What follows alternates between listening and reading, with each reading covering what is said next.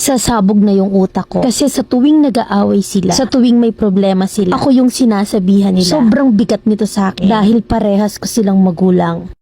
23 years ng kasal ang parents ko at 2 lang kaming magkapatid. 11 years ang gap ko sa kanya kaya malayo ang edad namin sa isa't isa. At simula nang ipinanganak ako, sobrang babaero at irresponsable ang papa ko. Lagi niyang sinasaktan si mama physically and emotionally. Pero kahit na ganun, hindi siya iniwan ng mama ko. Kahit lagi niyang niloloko si mama, pinagbubuhatan ng kamay. Kahit na nga nagkasakit siya ng TB, hindi siya iniwan ni mama. Bagkus ay inalagaan pa siya hanggang gumaling. Nawala lang yung pambubugbog ni papa nung pinanganak yung bunso kong kapatid. Nagkaroon din siya ng maayos sa trabaho. Dati kasi pa extra lang. Akala ko tuluyan na nagbago si papa pero hindi pala. Hindi na nga niya sinasaktan physically si mama. Pero lagi naman niyang pinagsasabihan ng masasakit na salita na super below the belt na talaga. Yung pambababae niya hindi pa rin nawawala. Nakikipag-chat sa iba't ibang babae, nakikipagkita sa ex niya. At sinasabihan niya rin ng mama ko na hindi niya mahal. Pinapalayas niya rin si mama pero pinipigilan ko. Dahil may kapatid pa ako na kailangan ng kalinga ng ina. Pagdating sa pera, pinagdadamutan din siya ng papa ko. Minsan sakto lang sa budget sa araw-araw ang binibigay niya. 300 a day kasama na yung ulam simula umagahan hanggang hapunan. Pati pambaon ng kapatid ko dun niya rin kinukuha. Lahat yan ay pinagkakasya ng mama ko. At dahil may work din naman ako, nagsishare din ako sa bayarin buwan-buwan. Nung nakapag-asawa na ako, tumigil na ako sa trabaho dahil masela ng pagbubuntis ko. Ang ending, nagtitiis na lang si mama sa 300 araw-araw. Wala na siyang nabibili para sa sarili niya. Pero pag may sobra naman kaming mag-asawa, nag-aabot naman kami sa mama ko. Ito nga na kahit na may asawa na ako, nagsusumbong pa rin sa akin si mama. Lahat ng ginagawa sa kanya ni papa. Si papa ganun din. Pag nag-aaway sila sa akin di nagsasabi. Na kesyo makulit daw si mama. Lagi kasing tinatawagan ni mama si papa ko dahil lagi nag-overthink ang mama ko. Na baka raw nasa babae si papa. Kaya itong si papa ko nagagalit. Na kahit nasa trabaho daw siya, tawag ng tawag si mama. Yung mama ko palagi na lang naiyak sa akin dahil sa ginagawa ng papa ko. Kaya sinabihan ko si mama na wag na niyang kulitin pa si papa. Nahayaan niya na lang, mag-focus na lang siya sa sarili niya. Kasi mas lalo lang siyang masasaktan pag hinahabol niya si papa. Buong buhay niya sa amin na lang ng pamilya niya nakatuto. Sabi ko, hayaan na muna yung sarili niyang sumaya naman. Lagi ko na lang kasing nakikitang naghihirap siya sa poder ng papa ko. Lagi siyang umiiyak pero hindi naman niya mabitawan. Nakatwiran niya dahil sa aming mga anak niya at sa pagmamahal niya kay papa. Sabi ko, pakawalan na lang niya si papa kasi mas lalo lang siyang masasaktan pag pinilit niya pa ang sarili niya. Dahil doon ay naghanap ng trabaho si mama sa may lugar lang namin para kahit na papano mabantayan niya pa rin ang kapatid ko at maasikaso. Naging tindera siya sa may tindahan sa may kanto lang namin. Nag-focus siya sa sarili niya, naging masaya siya kasi kumikita na siya ng sarili niyang pera. Hindi na rin niya kinukulit si papa kasi napunta sa trabaho yung atensyon ng mama ko. Hinahayaan niya kung anong oras uuwi si papa, kung magkanong ibigay dahil nga may kinikita naman siya. Nawalan siya ng pakialam kay papa pero bumaliktad ang mundo. Nakakilala si mama sa may pinagtatrabahuhan niya. Maganda ang trabaho at edukado. Naging customer ni mama. Naging ka-chatmate niya, doon siya naglalabas ang sama ng loob about kay papa. Hanggang sa parang nahuhulog na ang loob ni mama sa kanya. Masyadong open si mama sa akin kaya nalaman ko to. Hanggang sa hindi nagtagal ay nalaman ng papa ko ang tungkol sa kachat ni mama. Dahil doon nagselo si papa at sa galit niya pinagbawalan niya magtrabaho si mama. Sobrang higpit niya to the point na si papa na yung namimili dahil ayaw niyang palabasin ng bahay si mama. Si papa na rin ang makulit ngayon sa phone. Gusto niya lagi niyang ka-video call si mama at palagi rin niyang chine-check yung phone ni mama. Hindi rin pwedeng umalis si mama nang hindi kasama ang papa ko or kaya yung kapatid ko. At pag magsisimba si mama, uma-absent sa trabaho si papa para masamahan niya kasi baka daw makipagkita si mama sa lalaki niya. Itong si mama ko naman sunod-sunuran kay papa. Kaya nung dumalaw sa akin si mama, ang sabi niya sa akin ay nahihirapan na daw siya. Hindi niya na raw mahal yung papa ko at yung kachat na niya yung namimiss niya. Na kahit daw hindi na sila mag-usap basta't nakita niya lang sa Facebook, ayos na raw yun sa kanya. Kaso lang ay binalak yun ni papa. Alam naman ni mama na may asawa siya kaya hindi rin sila pwede. Minsan naiyak si mama sa akin dahil lang doon sa kachat niya. Na masaya daw kasi siya kapag kausap niya yun. Kaya ito ako ngayon naguguluhan kasi gusto kong maging masaya si mama. Pero ayoko rin namang lokohin niya ang papa ko. Nakikipaghiwalay na ang mama ko sa papa ko pero ayaw pumayag ng papa ko. Sinabihan ko na rin ang papa ko na kung lagi lang silang mag-aaway dahil nga sa ginagawa ni mama, mabuti pang maghiwalay na lang sila. Kaso ayaw niya talagang pakawalan ng mama ko. Si papa ko naman ngayon ang kumakapit kay mama na ang sabi niya pa nga magbabago na daw siya. Pero ganun pa rin naman, pinagsasabihan niya pa rin ng masasakit na salita si mama. Ayaw niyang bitawan si mama kasi ayaw niyang sumama si mama sa iba. Sasabog na yung utak ko kasi sa tuwing nag-aaway sila, na sa tuwing may problema sila, sa akin nila sinasabi. Sobrang bigat nito sa akin dahil parehas ko silang magulang. Hindi ko naman masabi sa asawa ko kasi ayokong mag-iba yung tingin niya sa mga magulang ko. Help me, Mami Len. Letter sender, Rika ng Las Bañas, Laguna.